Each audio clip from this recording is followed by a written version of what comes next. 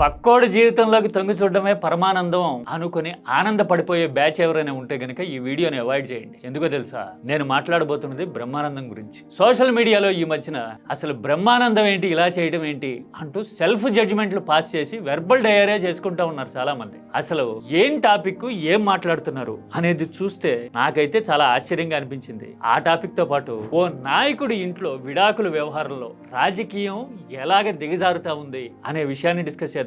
చాలా ఇంట్రెస్టింగ్ గా ఓ పెళ్లిలో ఓ సెలబ్రిటీకి కుర్చీ వేశారట, ఇంకో సెలబ్రిటీకి కుర్చీ వేయలేదట. ఆయన కులం అది, ఈయన కులం ఇది అని చెప్తూ ఆ టాపిక్ మీద కూడా డిబేట్ చేస్తున్న తీరు చూస్తా ఉంటే మన మెదళ్లకు పట్టిన బూజు ఏ స్థాయిలో ఉందనేది నాకు చాలా షాకింగ్ గా అనిపించి నేను ఈ మాట చెప్పదలుచుకున్నాను. అందుకని డెసిసివ్ గా ఆలోచించగలిగిన వాళ్ళు, న్యూట్రల్ గా నిజానిజాలు తెలుసుకోగలిగిన వాళ్ళు మాత్రమే ఇది చూడండి. మిగతా వాళ్ళు please save your time.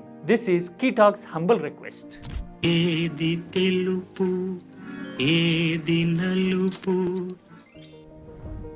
Comedian Brahmanandam. సినిమాలు చూసేవాళ్ళైనా, సోషల్ మీడియాని ఫాలో అయ్యేవాళ్ళైనా బ్రహ్మి ఎదురు పడకుండా ఒక్క రోజు కూడా గడవట్లేదు కదా మనకి. ఇప్పుడు టీవీ పెడితే ఆయన కనబడతారు. సోషల్ మీడియాలో ప్రతి మీమ్ లోను, ప్రతి పంచ్ లోను బ్రహ్మానందం ఫేస్, డైలాగు, ఎక్స్ప్రెషన్ ఏదో ఒకటి ఎదురొస్తూనే ఉంది కదా. మన జీవితాల్లో విడదీయలేని భాగం బ్రహ్మానందం, అవును కదా. సెలబ్రిటీ స్టేటస్ అయినా, ఇంత వైబ్రేషన్ అయినా, ఇంత పాపులారిటీ, స్టార్డమ్ అయినా పాజిటివ్ గా ఉన్నప్పుడు, ఉల్లాసంగా అనిపించినప్పుడు ఎంత అడ్వాంటేజ్ ఉంటుందో, రవ్వంత నెగిటివిటీ అనిపిస్తే, ఏది నెగిటివిటీ ఉందో లేదో తెలియదు అనిపిస్తే కొంతమంది అసలు సంస్కారం, సభ్యతల గురించి పాఠాలు చెప్పడానికి, తలంటడానికి రెడీ అయిపోతుంటారు కదా. అలాంటి వాళ్ళు మనసులో ఉన్న ఎగోని అంతా బయట పెట్టేసుకుంటూ ఉంటారు. అంటే అంత క్రేజ్ ఉంది, పాపులారిటీ ఉంది, పైగా ఫైనాన్షియల్ గా గట్టిగా నిలబడి ఉంటారు బ్రహ్మానందం. లోపల మనకి ఎక్కడో మనకే తెలియని హేట్రెడ్ ఉంటుంది. అందుకోసం అని అసలు బ్రహ్మి ఎలా ఉండాలంటే అని మనం ఒక స్టైల్ షీట్ రాసుకుని ఉంటాం. మనం రాసుకున్నట్టుగా ఆయన ఎందుకుంటాడు? ఆయన లైఫ్, ఆయన చాయిస్, ఆయన జీవితం, ఆయన ఇష్టం వచ్చినట్టు బతుకుతాడు, అవును కదా.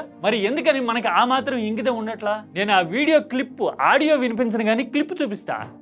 ఈయన బ్రహ్మానందం సోదరుడుట బ్రహ్మి అసలు తనతో మాట్లాడలేదని, సొంత ఊరొచ్చినా గానీ పలకరించకుండా వెళ్ళిపోయాడు అని ఆయన తన ఆవేదనని సోషల్ మీడియాలో పోస్ట్ చేశారట. అంతే, ఇక మీడియా మొత్తం మీడియా ట్రయల్ అంటారే అది మొదలు పెట్టేసి, అవునా అవ్వా బ్రహ్మి ఇలా చేశారా అని కొందరు మాట్లాడుతూ ఉన్నారు. ఆ కామెంట్స్ గానీ, ఆ ట్రెండ్ చేస్తున్న తీరు గానీ చూస్తే ఇంకొందరేమో అసలు బ్రహ్మానందం ఎవరికన్నా సాయం చేయడం చూసారా మీరు, అసలు బ్రహ్మి రెమ్యూనరేషన్ ఎంత ఉండేదో తెలుసా అని ఇంకొందరు. ఇలా రకరకాల అసలు వాళ్ళు బ్రహ్మానందం జీవితాన్ని ఎలా డిజైన్ చేయాలనుకున్నారు అని చెప్తున్నట్టుగా రకరకాల కామెంట్లు, రకరకాల జడ్జిమెంట్లు.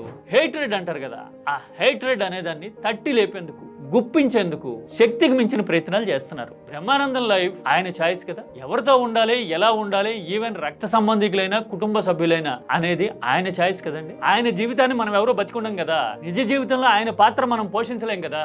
ఆయన ఎలాంటి దారిలో వచ్చారు, ఎలాంటి ముళ్ళు ఆయనకి దిగున్నాయి, ఎలాంటి అడుగులు ఆయన వేశారు అనేది ఆయనకి మాత్రమే తెలుస్తుంది కదా. అందుకని ఆయన ఎవరితో దగ్గరగా ఉండాలి, ఎవరితో దూరంగా ఉండాలి, ఏం చేయాలి అనేది ఆయన డిజైన్ చేసుకున్నారేమో.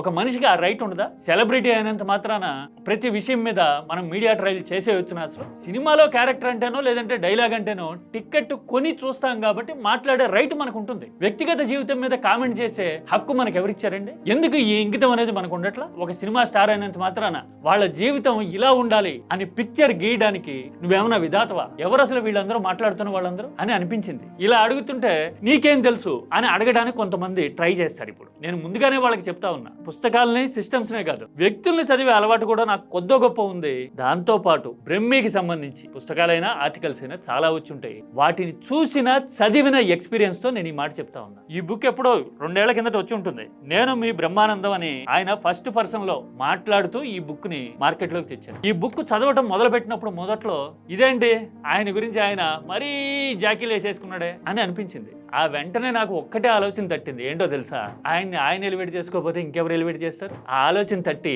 నేను ఈ బుక్ మొత్తం చదివినప్పుడు ఆయన చిన్నప్పుడు ఎదుర్కొన్న పరిస్థితుల దగ్గర నుంచి, పట్టెడు అన్నం కోసం పడిన యాతన దగ్గర నుంచి, సినిమా ఇండస్ట్రీలోకి వచ్చిన తర్వాత ఫేస్ చేసిన హ్యూమిలియేషన్స్ వరకు ఆయన తనదైన స్టైల్లో చెప్పాడు. ప్రతి ఒక్కళ్ళకి ఏదో కథ ఉంటుంది మనలో, కానీ సెలబ్రిటీలు అయితే చూసేవాళ్ళు, ఫాలో అయ్యేవాళ్ళు ఎక్కువ మంది ఉంటారు కాబట్టి ఆ కథలకు కొంచెం వెయిటేజ్ ఎక్కువ ఉంటుంది కదా.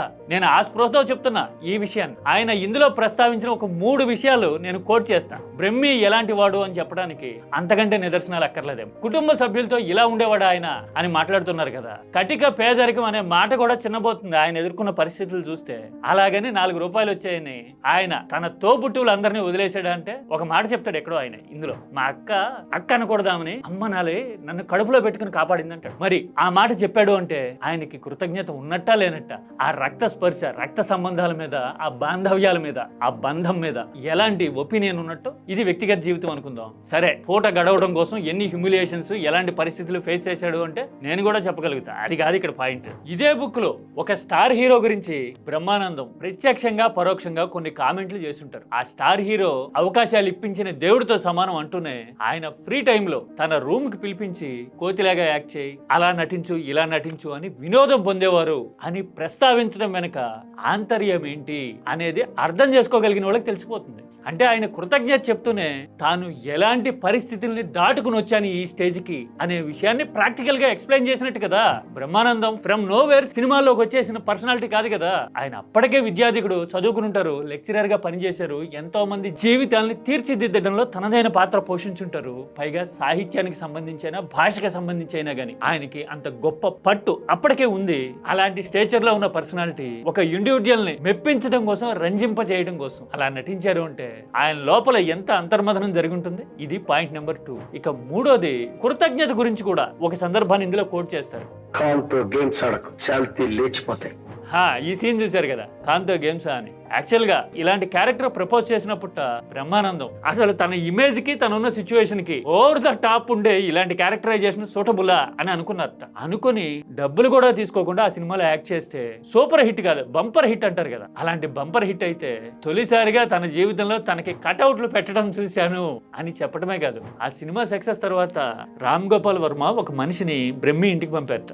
ఏంటి అని అడిగితే ఆ వచ్చిన ఆయన కారు తాళాలు చేతిలో పెట్టి ఒక ఖరీదైన కారు గేట్ ముందు నిలబెట్టారు. మీకు ఇచ్చిరమ్మన్నారు వర్మ అని చెప్పారట. ఎప్పుడో 25-30 సంవత్సరాలు అయి ఉంటుంది కదా. ఆ సన్నివేశాన్ని ప్రత్యేకంగా కోట్ చేసి బ్రహ్మానందం ఈ బుక్ లో తన కృతజ్ఞతను చూపించుకున్నారు. అంటే వ్యక్తిగత సంబంధాల విషయంలో అయినా, ప్రొఫెషనల్ లైఫ్ లో అయినా, అలాగే కృతజ్ఞత లాంటి ఆలోచనలు తరహా విషయంలో అయినా గానీ బ్రహ్మి ఏంటి అని చెప్పడానికి ఈ 3 ఎగ్జాంపుల్స్ సరిపోతాయేమో కదా. అయినా ఎందుకునో చాలా మంది మనలో సినిమా యాక్టర్లు అంటే ఇలాగే ఉంటారు అని ఏదో పోత పోసినట్టుగా, తూకం వేసినట్టుగా, తెలిసినట్టుగా మాట్లాడడానికి ట్రై చేస్తుంటారు కదా. నీకు తెలుసా మరి అని అడిగితే నేను చెప్పా కదా ఇందాకే సమాధానం. పైగా జర్నలిస్ట్ కాలనీలో బ్రహ్మికి కుడి ఎడమల 2 వైపులా ఉన్న నైబర్స్, నాకు సీనియర్ కలీగ్స్, చాలా సందర్భాల్లో వాళ్ళ నోటి వెంట బ్రహ్మి గురించి వినుంటాను నేను. నైబర్స్ కదా, ఆ ఎక్స్పీరియన్స్ తో షేర్ చేసే ఈ విషయాలన్నీ. ఓన్లీ ఒక బ్రహ్మానందం విషయంలోనే కాదు, ఈ మధ్యన ఓ రాజకీయ కుటుంబంలో వారసుడి విడాకులకు సంబంధించిన విషయాల మీద అసలు జనం సునకానందం, I'm sorry to use this word, కొందరు జనం సునకానందం పొందుతున్న తీరు చూస్తే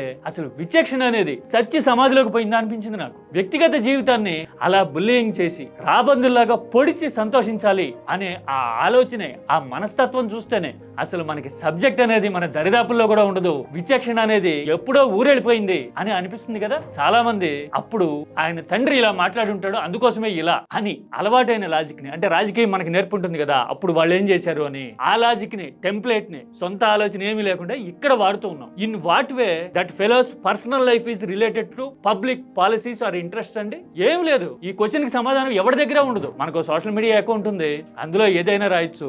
మన దరిద్రం కొద్దీ ఆ social media platforms negative comments ని ఎస్కలేట్ చేస్తాయి, అల్గారిథమ్స్ అలా తగలడతాయి.